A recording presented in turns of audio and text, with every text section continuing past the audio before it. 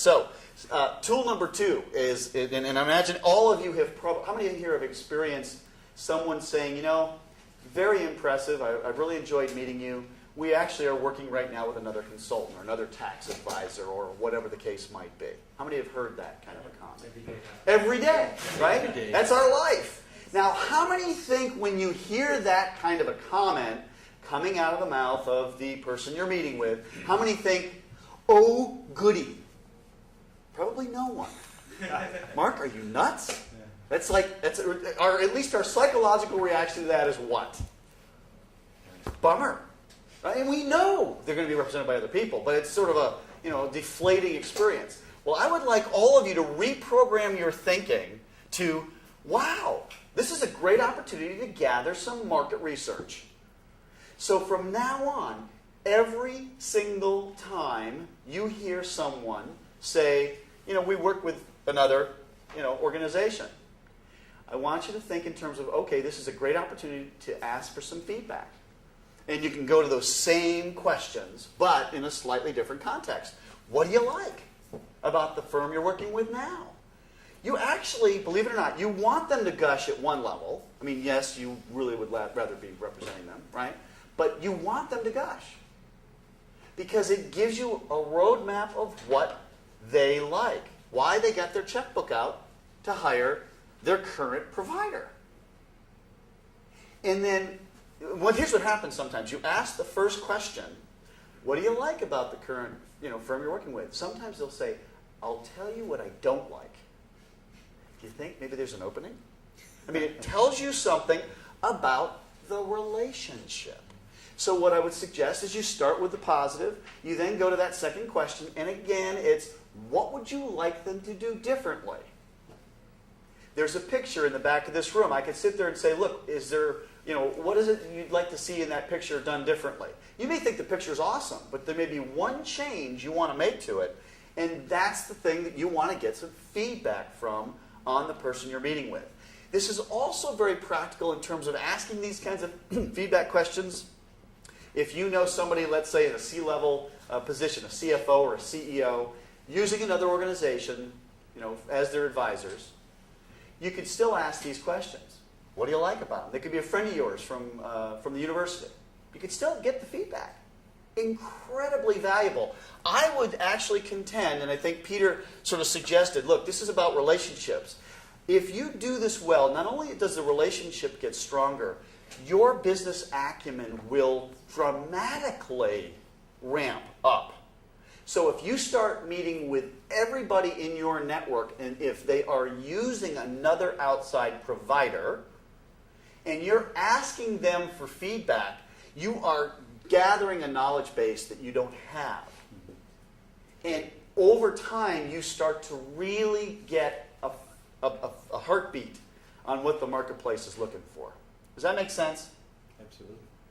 And I would really urge, when you hear from now on, the tool is when you hear someone say they're working with someone else, I want to lean in. I want to listen carefully to what it is they like and what they'd like done differently.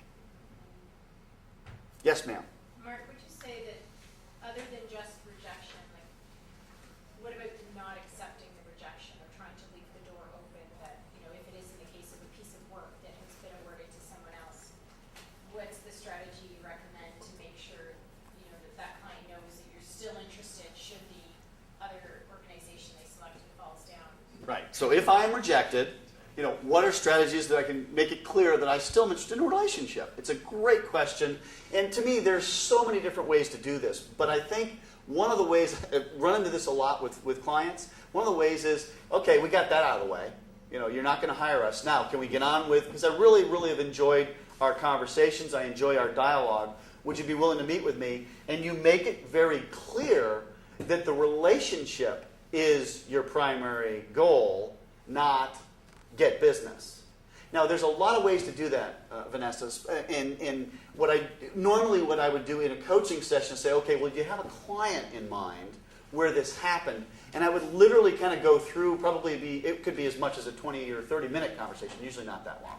And we'd go through those facts, because what I want to understand is, okay, give me all the context leading up to it. But does that answer your question at least enough for your purposes? And if not, I'm certainly happy. I'll stick around after for those of you who have specific stuff that either you don't want to go into in this session or you don't want on film. Okay, maybe the other motivator or demotivator, depending on how you look at it. That's a great question. All right, so how many, win or lose, you get business in the door, you are always finding out why you won or why you lost. How many do that? Almost always. Valuable? I mean, it's off the charts, and it's usually only your rainmakers and, candidly, your trusted advisors who tend to go down this road. And it's amazing when you do, you find out that what swayed people, it's very much a human being with another human being. They walked me to my car. I mean, literally, in the case of this one example I have up there on the screen, it was a litigator. He was very, very well known in the field. He gets hired to handle this trial, and then he finds out, by the way, 5 years later, he asked the question, so why'd you hire us? What was the deciding factor? He says, you met us, you greeted us in the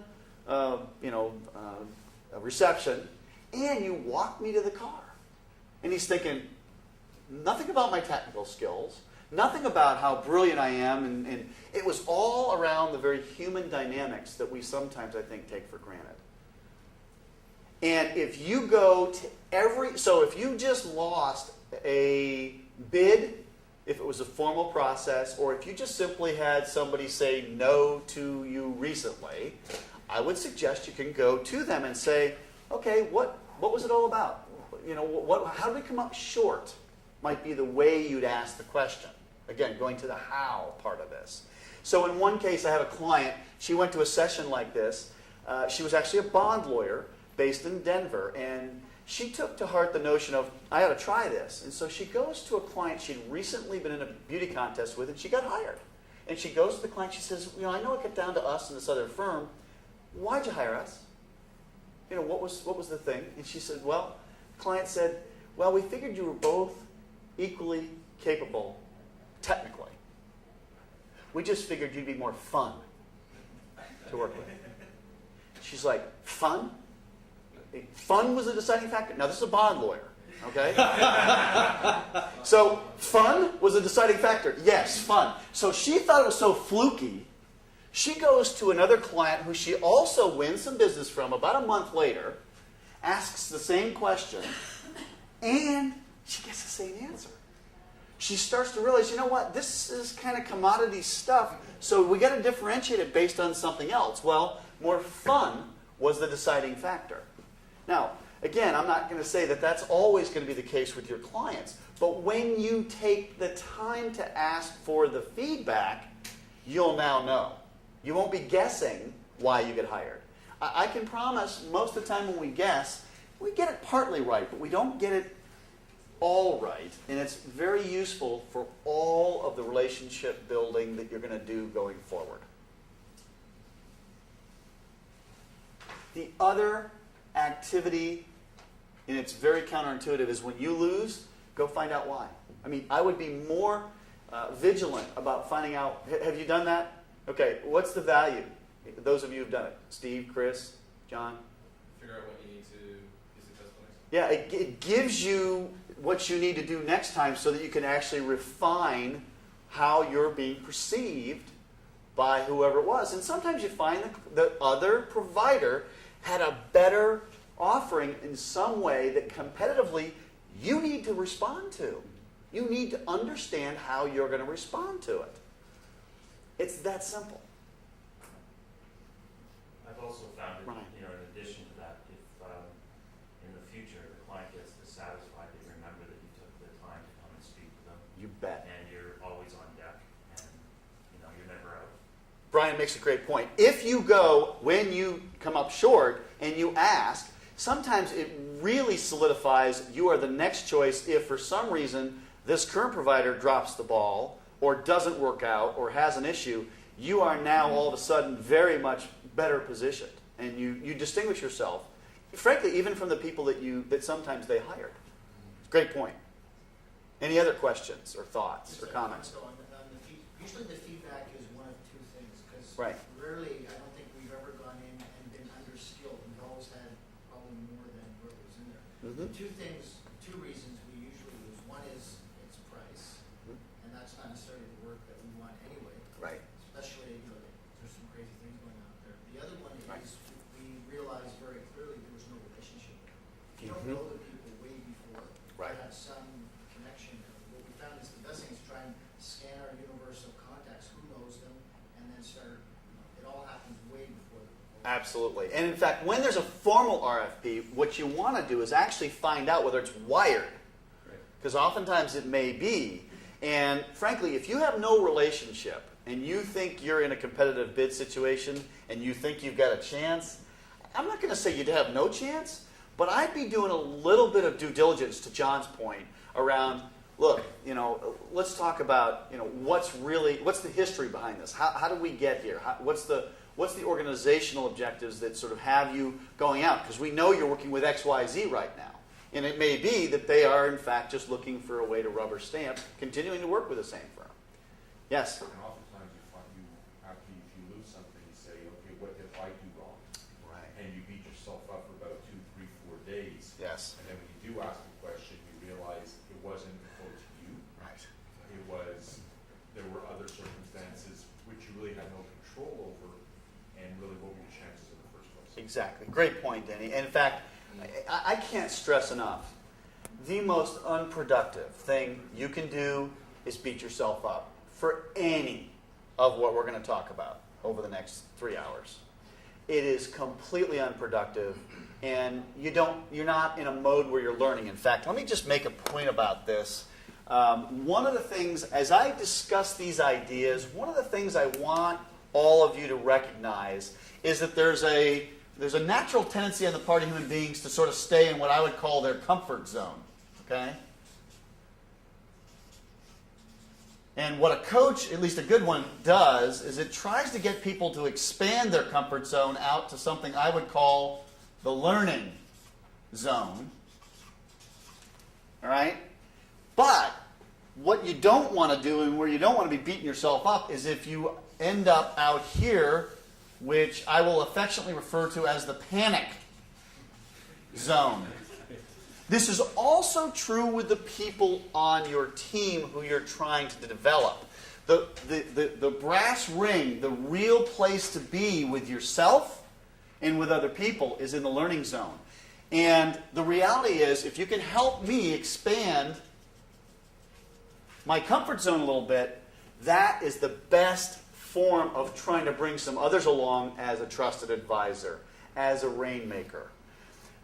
There are definitely, though, everyone has different sensitivities. So one person's comfort zone is another person's learning zone, is another person's panic zone. So it's not like it's a paint-by-numbers exercise, but I would suggest this is a useful exercise for you, both because what's the natural human tendency? Where do we sit? Comfort zone. Guaranteed. And it's so reassuring, right? It's like, good, no one's going to make me do anything today, right? Or anything outside of the norm. Well, if you keep doing what you've done, you're going to keep getting the results. So if you like what's going on, I guess that's okay. What's really funny, though, is the people who are usually the highest producers, they're always pushing at the edges of their comfort zone. Just Danny. can't help as you're doing that, just relate to another great motivator I was watching. His name is George Costanza. Yeah. And for those who saw the episode where he was sitting in the coffee shop and there was another girl at the counter and he said, I'm just going to do everything counterintuitive to what I know what I do. And he did.